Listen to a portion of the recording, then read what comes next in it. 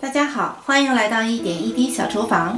今天来给大家分享一个我自己喝了很多年的养生鸡汤的方子，营养非常丰富，而且味道也很好。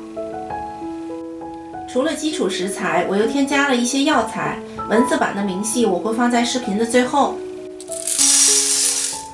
薏米的性质比较寒，所以不要直接下锅，一定要先炒了再用，就是小火干炒就可以。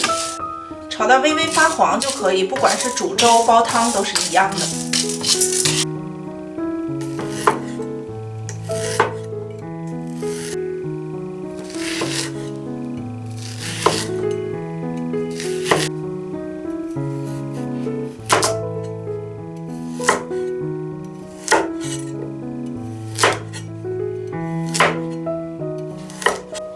冷水下锅，加一点料酒。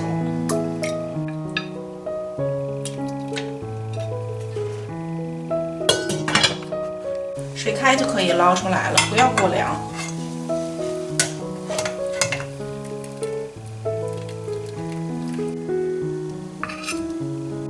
加一点油进来，葱姜爆香，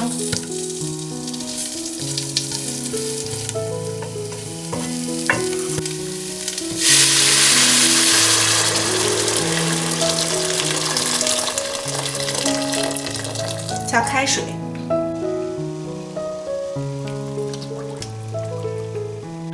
这时候可以调小火。茯苓利水消肿，健脾安神；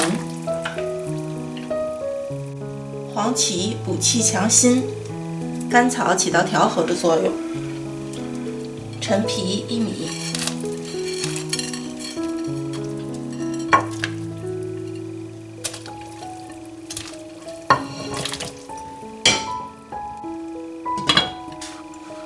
中途炖了有20多分钟的时候加盐，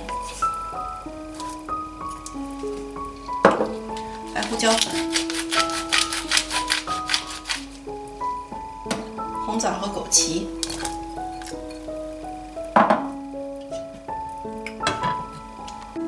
炖煮的时间呢看个人的口味，我一般呢会掌握在1个小时左右。